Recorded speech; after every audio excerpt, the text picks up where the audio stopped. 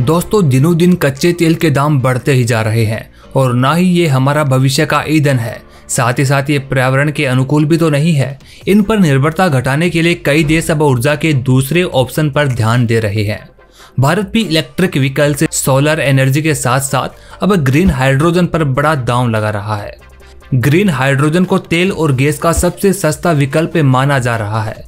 अभी देश दुनिया में सबसे ज्यादा चर्चा अगर किसी की हो रही है तो वो है ग्रीन हाइड्रोजन, क्योंकि इसे भविष्य का ईंधन बताया जा रहा है।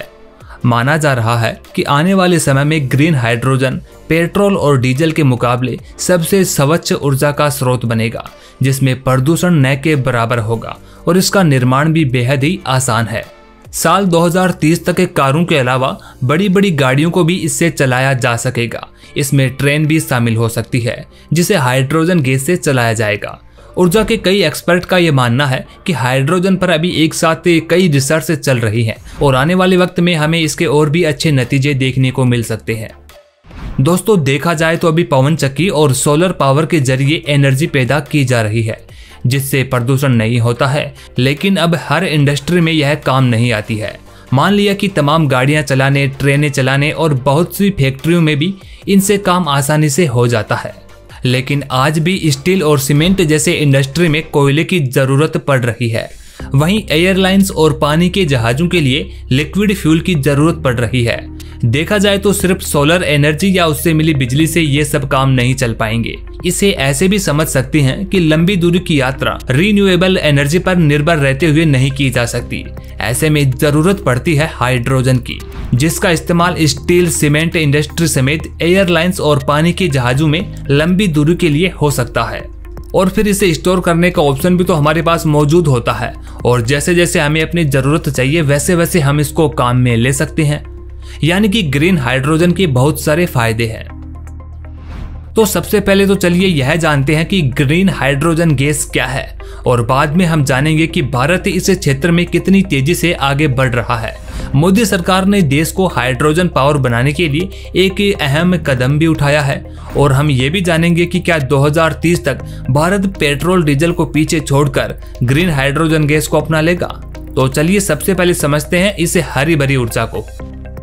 दरअसल जब पानी से बिजली गुजारी जाती है तो हाइड्रोजन पैदा होती है और इस हाइड्रोजन का इस्तेमाल बहुत सारी चीजों को पावर देने में होता है। जो बिजली हम हाइड्रोजन बनाने में इस्तेमाल करते हैं, अगर वो किसी रीन्यूएबल सोर्स से आती है, मतलब कि एक ऐसा सोर्स जिसमें बिजली बनाने में प्रदूषण नहीं होता है, तो इस प्रकार की बनी हाइड्रोजन को हम कहते हैं ग्रीन हाइड्रोजन। हाइड्रोजन किसी जीवाश्म ईंधन या नवीकरणीय ऊर्जा स्रोत यानी कि रीन्यूएबल एनर्जी सोर्स जैसे कि सूरज की रोशनी हो गई या फिर हवा की तरह ऊर्जा का स्रोत नहीं होता है, बल्कि यह एक ऊर्जा का वाहक होता है। यानी कि इसको जितना ज्यादा हम इस्तेमाल करते हैं, इसका उतना ही ज्यादा उत्पादन किया जा सकता है और फिर इसे अलग अलग स्टोर किया जा सकता है। इसका हम जैसे चाहें वैसा ही इस्तेमाल भी कर सकते हैं और जब यह जलती है तो इसके जलने पर ही पानी बनता है।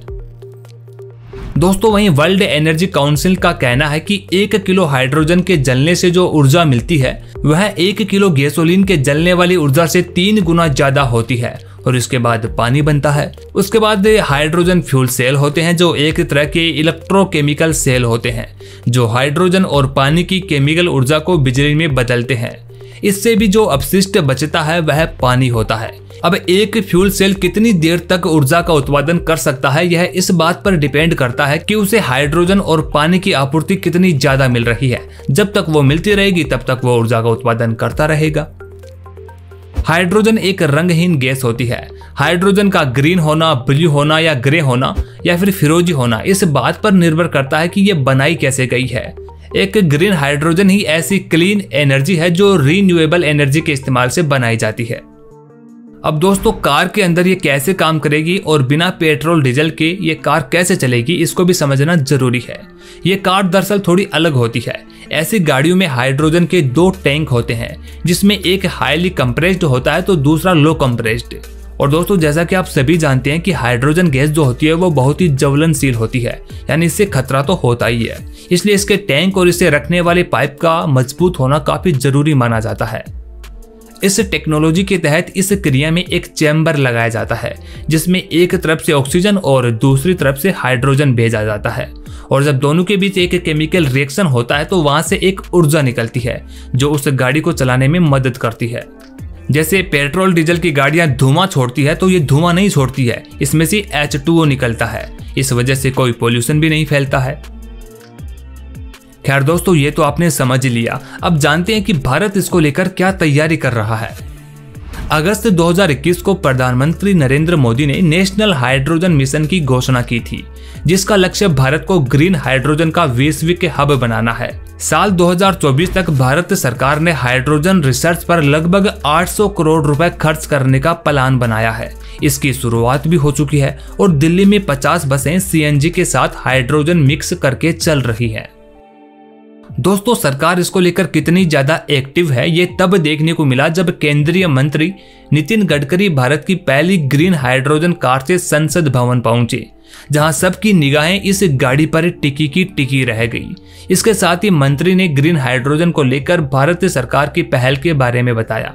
राजमार्ग मंत्री ने कहा कि ग्रीन हाइड्रोजन भारत की ईंधन समस्या का सबसे बढ़िया और परमानेंट सॉल्यूशन है।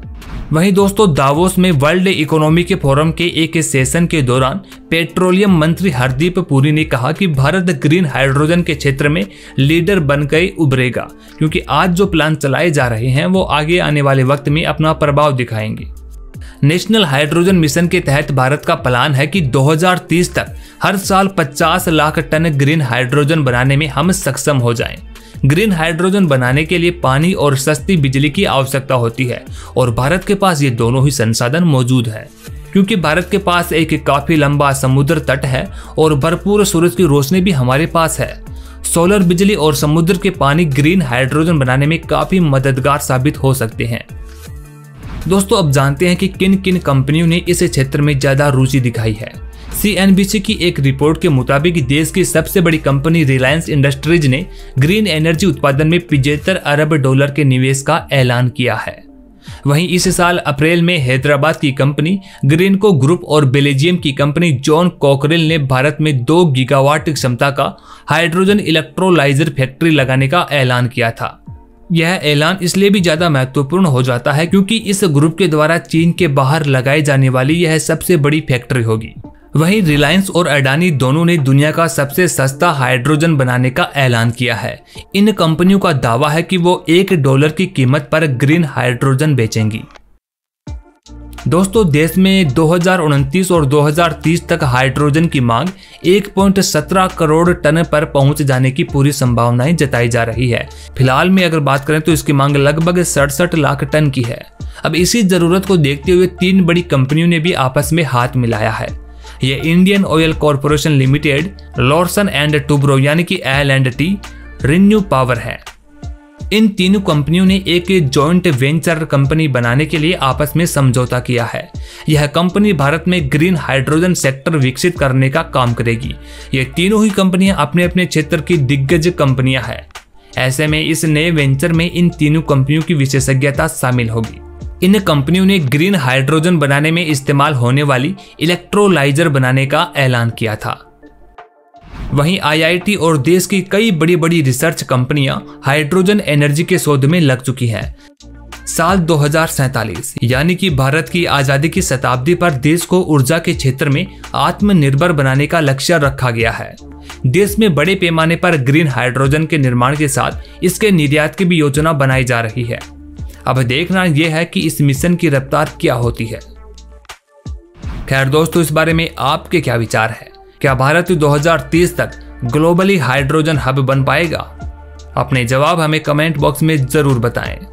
साथ ही साथ ऐसी और वीडियोस देखने के लिए चैनल को सब्सक्राइब जरूर कर लेना।